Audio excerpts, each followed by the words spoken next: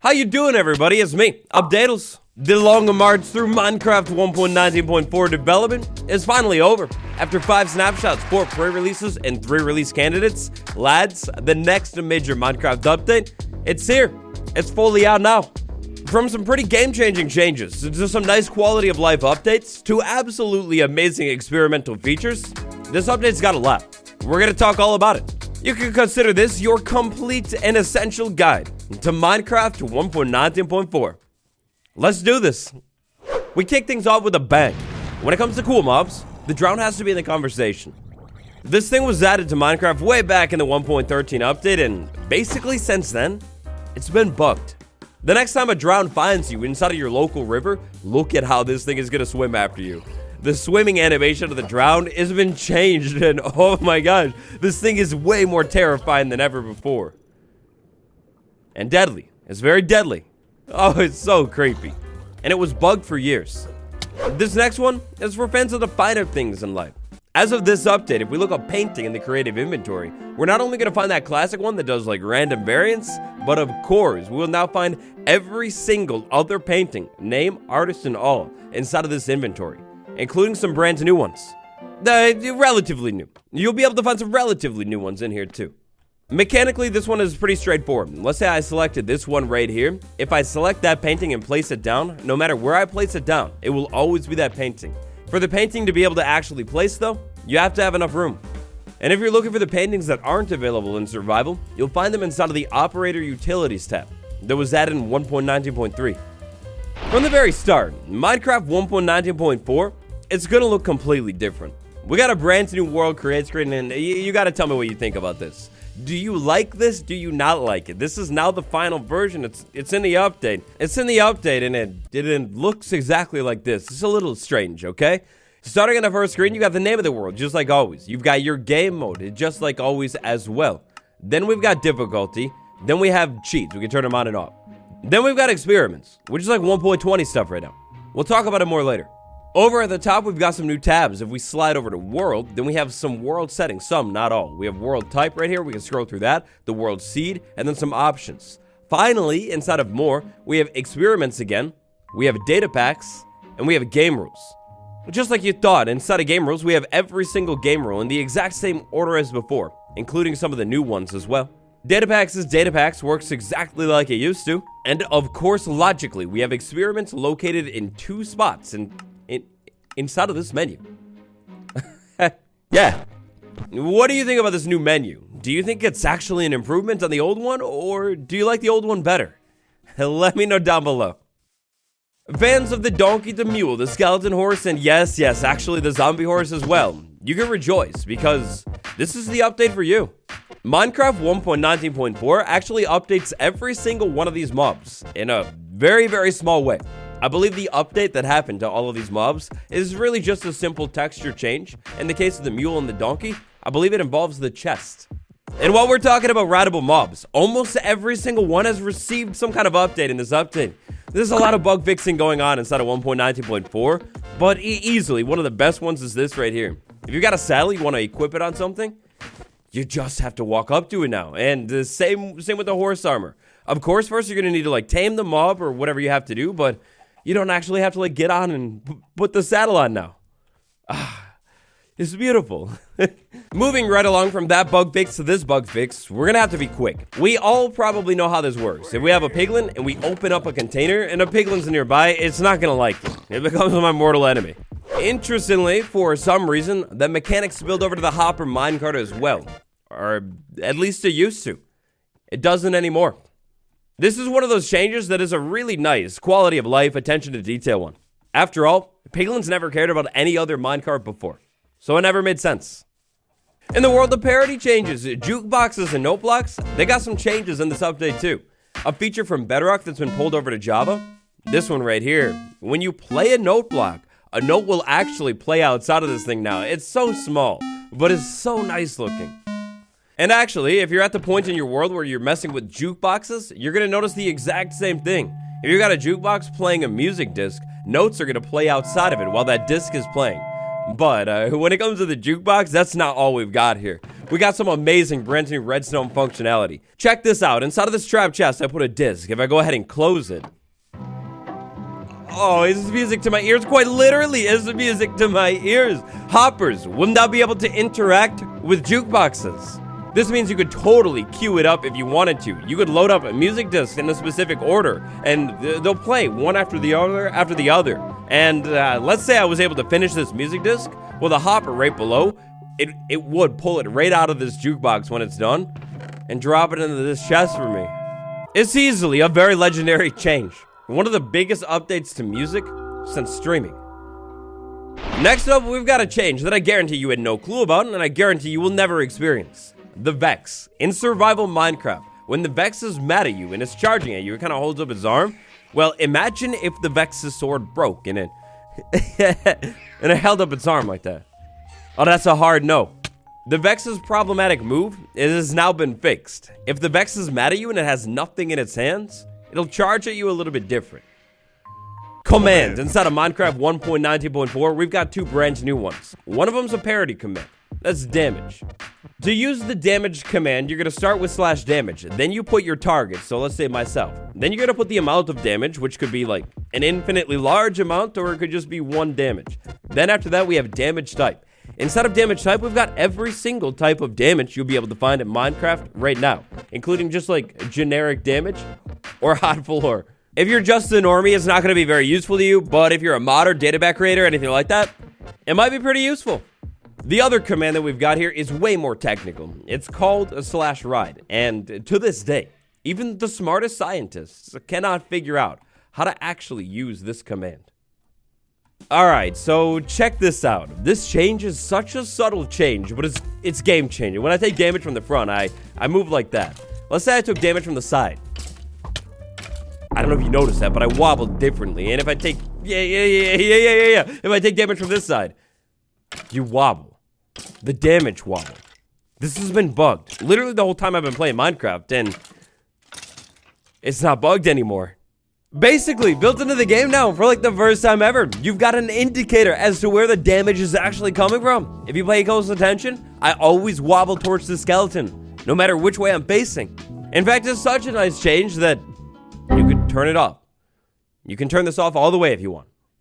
Armor stands have received an update inside of this update as well, or in a way too. Theoretically, let's say we had an armor stand named something. Continuing our big theory, let's say we placed that armor stand down, and then right after that, we decided to break that armor stand. Well, if we did all of that, the armor stand, it'll still have its name. I don't know how useful this is. This one is subtle, it's so small, but listen. I don't know if you could tell, but the frog-like sound, it's the same as always, except a little bit quieter now. It was really, really loud before. In a way, enchantments will never be the same after this update. Check this out. If I look up enchanted book, I don't know how familiar you are with the enchantment glint specifically and how your memory is, but does it look different to you? Tied to this next change, we've got two sliders. And tucked inside of the accessibility settings menu, we've got glint speed and we have glint strength. If we go ahead and raise glint speed up and back out and check out the enchantment glint, we're going to see that it moves a little bit faster. You see like the waves in it? Yeah. If we go ahead and lower glint strength for some reason, enchantment glint will become way less apparent. I guess in 1.20 if you want to like show off your armor trim or something, it is beautiful, but I don't know. I feel like it's kind of nice to be able to see the enchantment glint. Maybe it's just me. In the world of absolutely amazing bug fixes inside of 1.90.4, this has to be one of the best ones. Hot swapping armor, or in other words, like quick changing armor. Let's say I was wearing the diamond chestplate and I need to fly all of a sudden. All I need to do is press use on the armor and it will swap. This change will actually spill over to armor stands as well. If I had something on my hand on the armor stand before, I wouldn't be able to swap it. And now obviously I can just swap it just like that. This is such a small change, but it's absolutely amazing for quality of life. But it's also terrible. Really, really bad. Compare this amazing change with the change we just talked about a second ago. Let's say we have lowered the glint strength, even just a little bit. Then I went looting. Eventually, I found a room portal. And inside of that room portal chest, I have this chest plate. With enchantment glint lowered right from the bat, it's a little bit less obvious that this thing has a curse on it. And with hot swapping, it's going to be easier than ever before to accidentally equip bad armor. You got to be careful. By far, one of the most technical changes in 1.19.4 is one you can actually experience in survival Minecraft. For the longest time, horse breeding, it's kind of been terrible. Like, terrible to the point of not even worth doing. We don't have time to go into the technicalities of all of it today, but basically before, because of the math that was crunched when you bred horses, usually you ended up with a worse horse, and that it makes no sense. That's all been changed in this update. From this update on, when you breed horses, it's actually possible to end up with a better horse. If you've always dreamed of getting one of the best, healthiest, fastest, strongest horses in the game, now's your chance. Game rules. They're a great way to customize your world and make it fit your playstyle. 1.19.3 had a lot, 1.19.4's got a few. To check out our next change, we begin by heading over to the local jungle. After that, if we go ahead and raise the random tick speed up a little bit, we'll notice that the vines grow. Let's say I did not want the vines to grow anymore.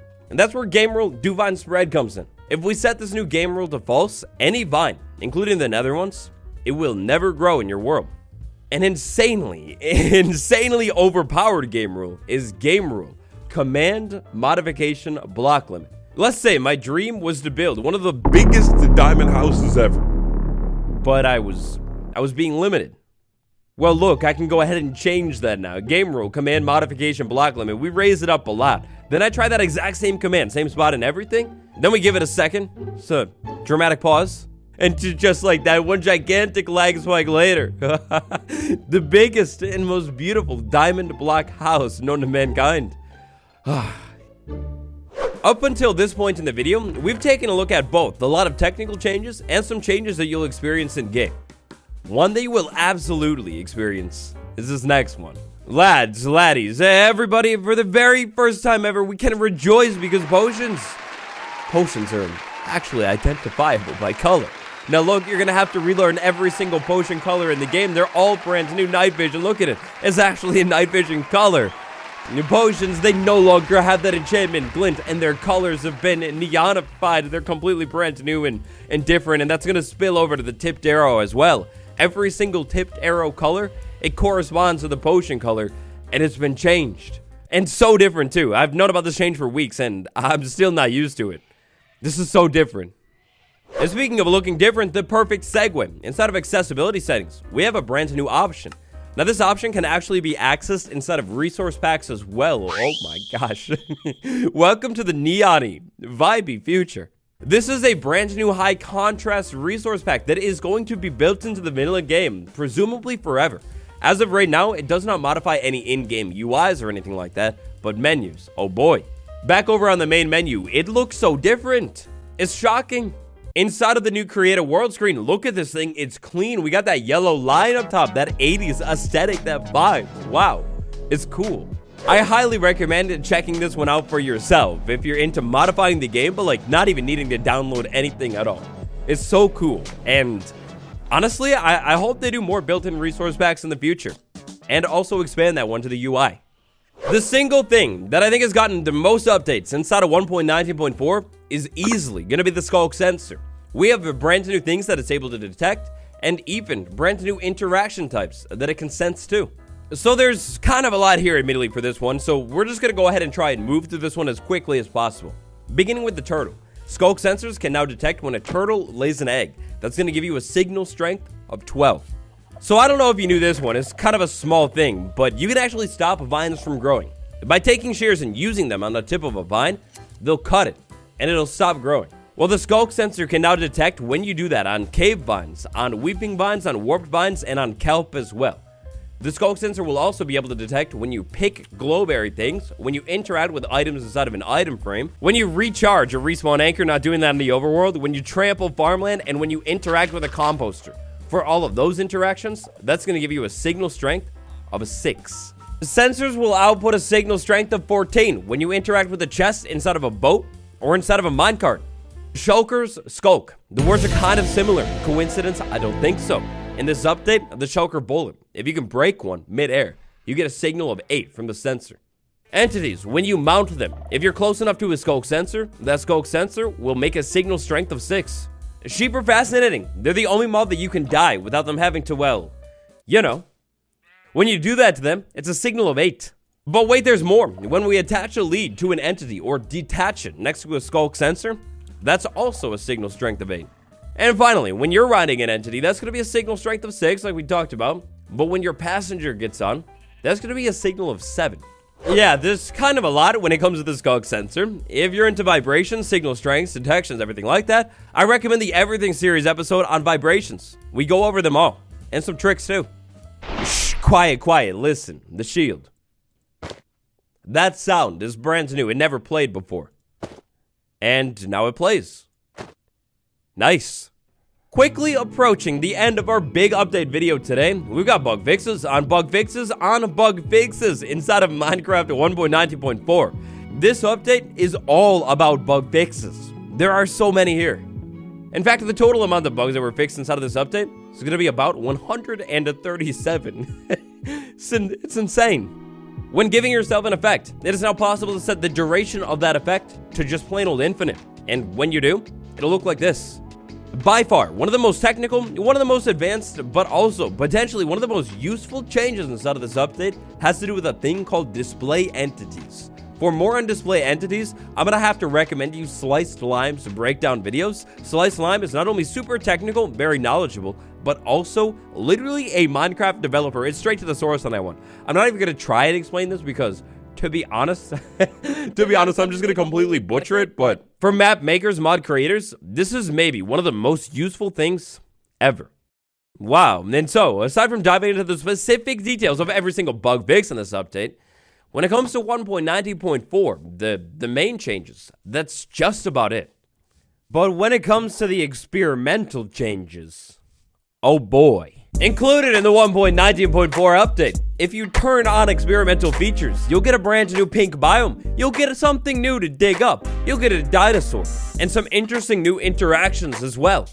When it comes to these new experimental changes, we have a lot. Some of these are pretty small, like being able to just drop heads on top of note blocks. Some of these are absolutely big, a brand new tree, a whole new wood type. We got the sniffer, being able to dig up the first seed. We have archaeology and all of that stuff, structure updates, and armor trim too.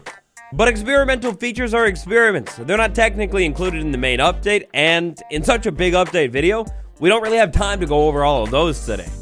When creating your world, if you want to be able to check out these things, you're going to need to slide into experiments or data packs and enable this one right here, update 120.